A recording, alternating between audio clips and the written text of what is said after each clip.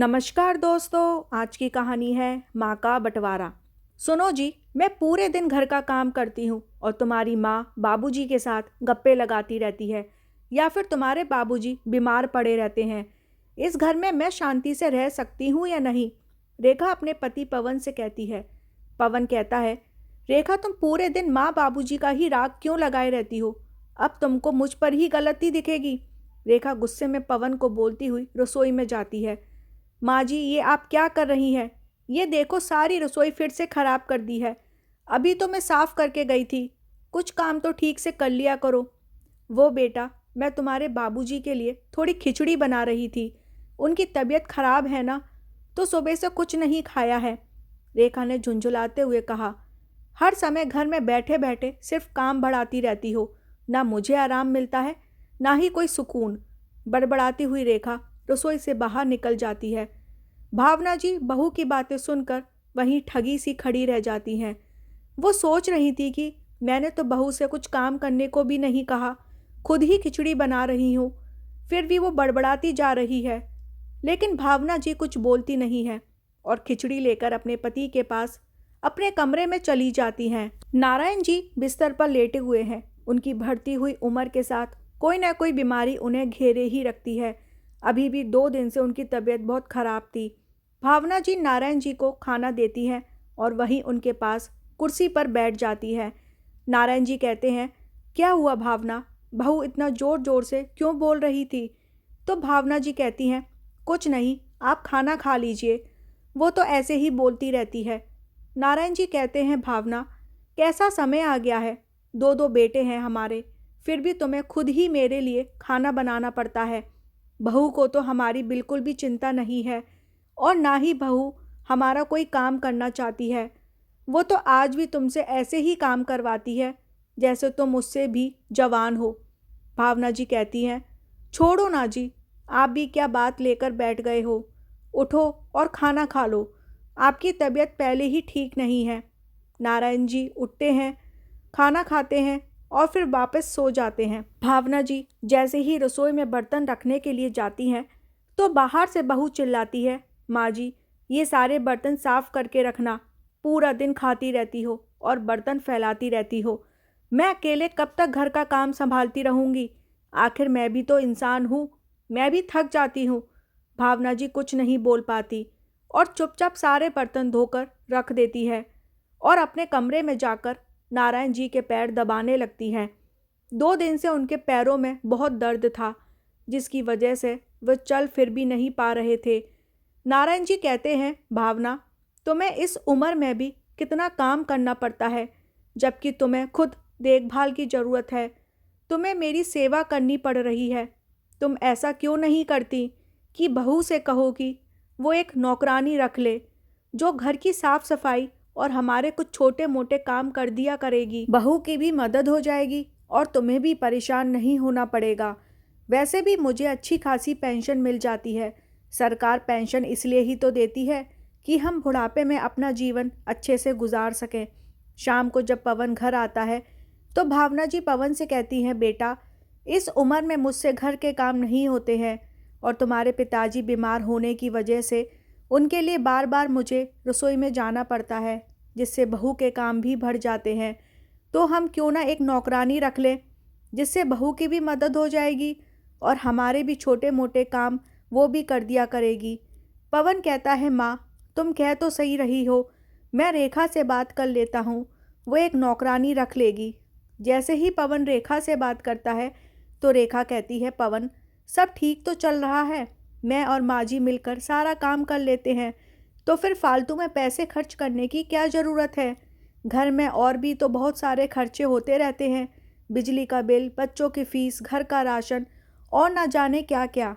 बाबूजी को पेंशन मिलती है तो इसका मतलब ये तो नहीं कि पूरी पेंशन अपने ऊपर ही खर्च करनी है। जब देखो तब माँ जी पेंशन का एहसान दिखाती रहती हैं।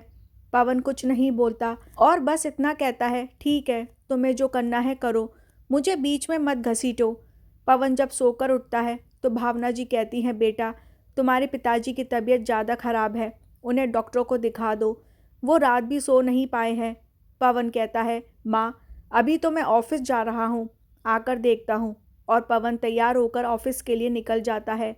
जैसे ही पवन ऑफिस जाता है, रेखा भावना जी के पास आती है और कहती है, माँ जी आप तो बहुत रईस हैं, बात बात पर नौकरानी की बात करने लगी हो। अरे घर के 2 काम क्या कर लिए, आपको अब नौकरानी की ज़रूरत हो गई। पूरा दिन तो आराम करती हो, अरे थोड़ा बहुत काम कर भी लोगी तो क्या हो जाएगा। और आजकल क्या बात बात पर आप अपनी पेंशन का धौंस दिखाती रहती हो। कह तो ऐसे रही हो जैसे पूरा घर आपकी पेंशन से ही चलता है।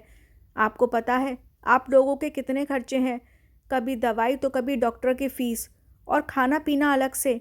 तुम्हारी पेंशन तो यूँ खर्च हो जाती है, पता भी नहीं चलता है। भावना जी कहती हैं, बहू मैं तो सिर्फ इसलिए कह रही थी कि तुम्हारी भी काम में कुछ मदद हो जाएगी और मुझसे भी अब बुढ़ापे में काम नहीं होता, इसलिए तुम्हारे बाबूजी ने कहा कि एक नौकरानी रख लेते हैं। ऐसा कौन सा काम कर लेती हैं जो थक जाती हैं। इस उम्र में मुझसे इतने बर्तन नहीं मांजे जाते और ना ही मैं अब साफ़ सफाई कर पाती हूँ। तुम तो बस खाना बनाती हो, बाकी के सारे काम तो मुझे ही करने पड़ते हैं। अच्छा, आप क्या कहना चाहती हैं कि मैं कोई काम नहीं करती, मैं घर के सारे काम आपसे करवाती हूँ, और यदि करवाती भी हूँ तो उसमें बुराई ही क्या है। मैं भी तो आप लोगों के लिए खाना तैयार करती हूँ, तो क्या पहाड़ टूट जाएगा। भावना जी की आंखों में आंसू आ जाते हैं। वो कुछ नहीं बोल पाती और अपने कमरे में जाकर नारायण जी के साथ बैठ जाती हैं। उनकी आंखों से आंसू बहने लगते हैं। भावना जी को इस तरह परेशान और रोता हुआ देखकर नारायण जी बहुत परेशान हो जाते हैं। नारायण जी कहते हैं, भावना कैसा वक्त आ गया है, हमने अपने बच्चों को इतने प्यार से पढ़ा लिखा कर हम उनकी हर इच्छा को पूरी करने की कोशिश करते थे, चाहे हमारे पास इतने पैसे नहीं होते थे, लेकिन कभी भी अपने बच्चों को किसी चीज़ के लिए परेशान नहीं होने दिया। और अब देखो कैसा वक्त आ गया है, 2-2 बेटों के होते हुए भी इस बुढ़ापे में हमें इस तरह से बातें सुनाई पड़ती हैं। ये तो भगवान का शुक्र है कि हमें पेंशन मिलती है, वरना तो शायद हमें 2 रोटियों के भी लाले पड़ जाते। भावना जी कहती हैं, अजी आप क्यों चिंता करते हैं, मैं हूँ ना, मैं सब संभाल लूँगी, आप बस आराम करिए। शाम को जब पवन घर आता है, शुरू हो जाती है, तुम्हारी माँ पिताजी पूरा दिन परेशान करके रखते हैं, तुम तो ऑफिस चले जाते हो, तुम्हें नहीं पता मुझे कितना कुछ सहना पड़ता है। पवन ने धीरे से कहा, रेखा तुम्हें बार बार यही बात करने की क्या ज़रूरत है। अरे माँ पिताजी हैं, मेरे कोई बोझ नहीं है, थोड़ा बहुत काम कर दोगी तो क्या हो जाएगा, थोड़ा सा सह लो। रेखा चीखती है और बोली, तुम उनकी सह ना ही लो, ना तो उनकी जबान बंद होती है और ना ही उनके खर्च कम होते हैं। जब देखो कुछ ना कुछ चाहिए, पिताजी को डॉक्टर के पास ले जाओ, माँ को दवाई दिलाकर लाओ, ऊपर से बिजली का बिल, खाने का खर्च, कितना करेंगे हम। उनका बड़ा बेटा भी तो है, उनके पास जाएं, वो भी तो अपने हिस्से की जिम्मेदारी निभाए। तभी उनकी आवाज़ सुनकर नारायण जी कहते हैं, रेखा क्या हमने कभी तुम्हारे साथ ऐसा व्यवहार किया है कि हम सच में तुम पर बोझ बन गए हैं। रेखा चिल्लाते हुए कहती है, बोझ तो हैं पिताजी, सच कहूँ तो अगर आप बड़े बेटे के पास चले जाएं तो यहाँ सबकी ज़िंदगी आसान हो जाएगी। भावना जी की आंखों में आंसू आ जाते हैं। वो कहती हैं, रेखा हमने तो सोचा था कि बहू हमारी बेटी जैसी होगी, लेकिन तुम्हारे शब्द सुनकर लगता है हम तुम लोगों पर बोझ हैं।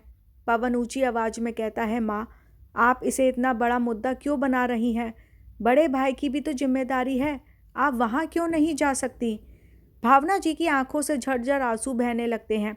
वो कहती हैं, पवन हमने कभी नहीं सोचा था कि तुमसे ऐसी बातें सुनाई पड़ेगी। हमने तुम्हें पाल पोस कर बड़ा किया और आज तुम हमें यहाँ से जाने के लिए कह रहे हो। तभी रेखा जोर से हंसती है और कहती है, बस बस अब ये इमोशनल ड्रामा मत कीजिए, आप लोग जाकर बड़े भैया के सर पर बैठिए। नारायण जी सारी बातें चुपचाप सुन रहे थे। वह बड़े दुखी हो जाते हैं, उनकी आंखों से झरझर आंसू बहने लगते हैं। वह गंभीर आवाज़ में कहते हैं, पवन रेखा तुम्हारी बातें हमें अंदर तक तोड़ रही हैं, लेकिन याद रखना माँ बाप का दिल टूटने से घर में खुशियाँ कभी नहीं टिकती। आज तुम हमें घर से भेजने की बात कर रहे हो, कल तुम्हारे बच्चे भी तुमसे यही कह सकते हैं। रेखा मुंह फुला करके रसोई में चली जाती है और पवन भी अपने पिता की बात सुनकर इधर उधर हो जाता है, लेकिन उनके मन में अभी भी वही बात चल रही थी कि माँ पिताजी को अब बड़े भाई के पास कैसे छोड़ के आएं, हम ही अकेले इन्हें क्यों पालते रहें, आखिर उनका भी तो फर्ज बनता है। पवन अपने बड़े भाई दीपक के पास फ़ोन करता है और उससे कहता है, भैया आप कब तक अपने फ़र्ज से भागते रहेंगे, आकर माँ पिताजी के प्रति आपका भी तो कोई फ़र्ज है। आप आकर कुछ दिनों के लिए माँ पिताजी को अपने साथ ले जाइए। दीपक कहता है, आज तो मैं ऑफिस में बहुत बिजी हूँ, कल आकर बात करता हूँ। तभी पवन गुस्से से अपनी माँ और पिताजी से भी कहता है, अब और नहीं सहा जाता। माँ, आप दीपक के साथ जाएं। उनकी जिम्मेदारी निभाने का वक्त आ गया है। दीपक अपनी पत्नी पूनम से बात करता है और बताता है कि पवन का फ़ोन आया था और वो माँ पिताजी को हमारे पास भेजना चाहता है। दीपक की पत्नी पूनम कोई खास विरोध नहीं करती है क्योंकि उसको पता था कि पिताजी को अच्छी खासी पेंशन मिलती है, लेकिन वो ये भी जानती थी कि यदि माँ पिताजी उनके पास आ जाते हैं तो उनकी सेवा में उसे ही करनी पड़ेगी। वह अपने पति को समझाती है और कहती है, दीपक, माँ पिताजी दोनों रहने के लिए आते हैं तो बहुत सारे काम बढ़ जाएंगे और हमारे पास इतनी जगह भी कहाँ है कि हम उनको अलग से एक रूम दे सकें।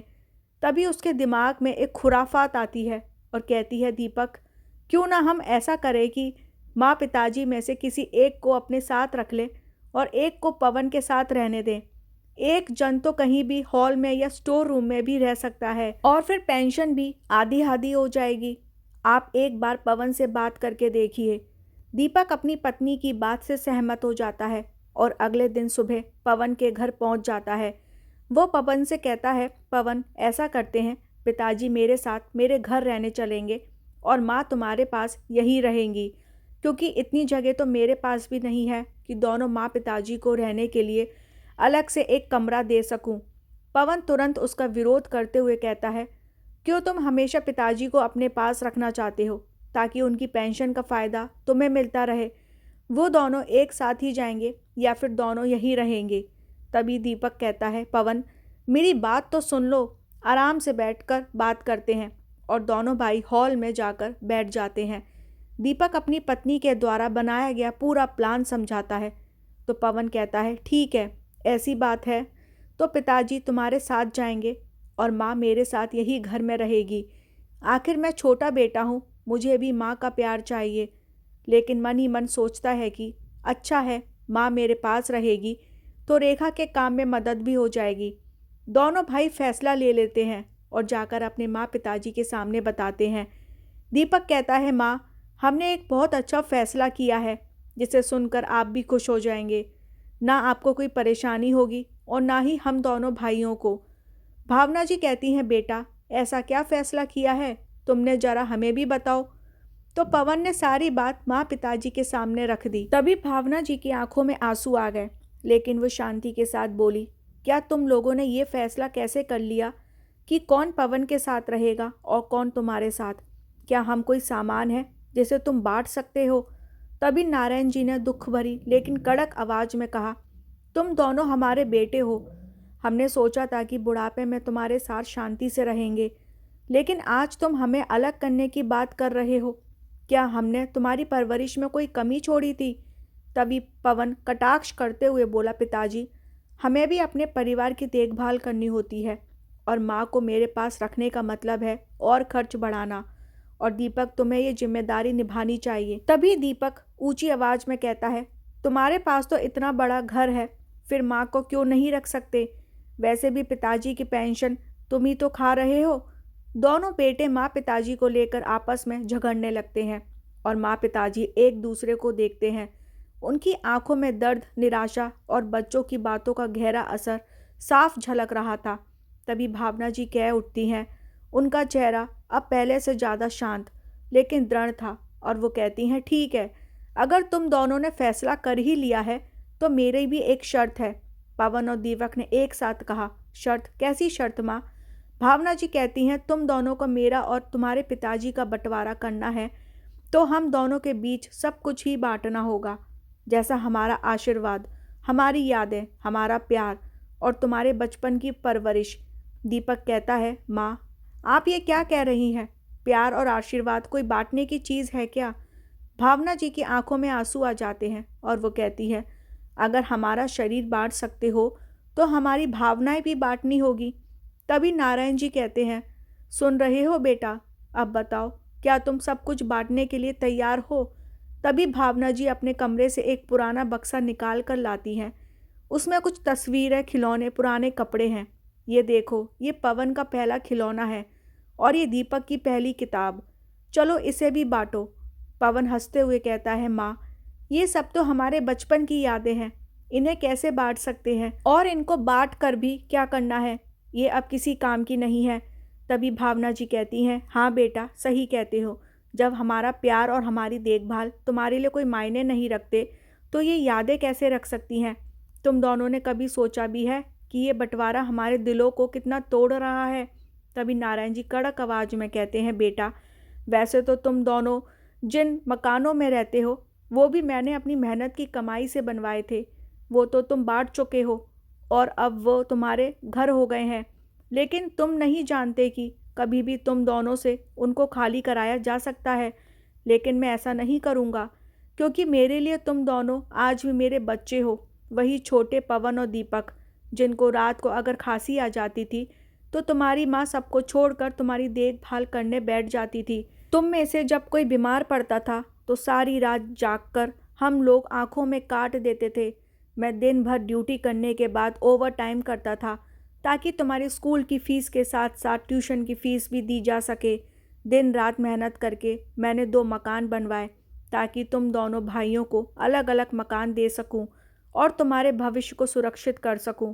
लेकिन मैं तुम्हें यही सीख देना चाहता हूँ कि तुम अपने बच्चों के साथ ऐसा मत करना, क्योंकि एक दिन वो भी इसी तरह से तुम्हें छोड़ देंगे और उस दिन तुम्हें बहुत दुख होगा, बहुत पीड़ा होगी।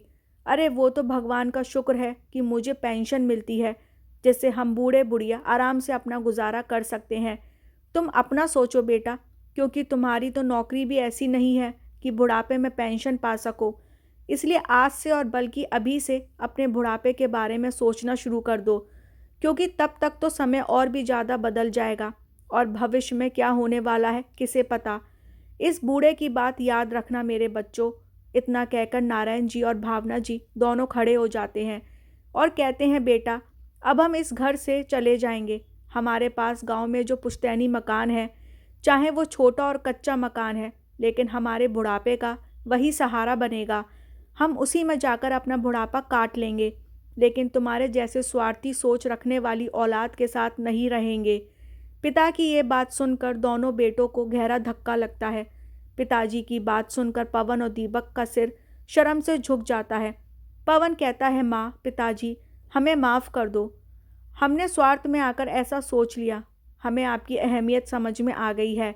हम आपको कहीं जाने नहीं देंगे। तभी दीपक अपने पिताजी के पैर पकड़ लेता है और उनसे माफ़ी मांगने लगता है। पिताजी, हमें माफ़ कर दो, हमसे गलती हो गई। हम आपका बड़प्पन को, आपके प्यार को नहीं समझ पाए। बस एक बार हमें माफ़ कर दीजिए। मैं आपसे वादा करता हूँ कि आगे से कभी ऐसी गलती नहीं होगी। हम दोनों भाई मिलकर आपकी देखभाल करेंगे। भावना जी और नारायण जी दोनों एक दूसरे की तरफ देखते हैं और फिर अपने बच्चों की तरफ देखते हैं। बच्चों को रोता हुआ देखकर उनका दिल पिघल जाता है। भावना जी कहती हैं, बेटा, बुढ़ापे में बस तुम्हारा साथ चाहिए था, इसी में हमारी खुशी है। लेकिन अगर आप लोग नहीं चाहते कि हम तुम्हारे साथ रहें तो कोई बात नहीं, लेकिन हम अलग नहीं रहेंगे। हम दोनों जहाँ भी रहेंगे एक साथ रहेंगे। तभी पवन कहता है, माँ, बाबूजी, आप कहीं नहीं जाएंगे, आप यहीं रहेंगे मेरे साथ इसी घर में जहाँ सालों से आप रहते आए हैं। बस आप मुझे माफ़ कर दीजिए।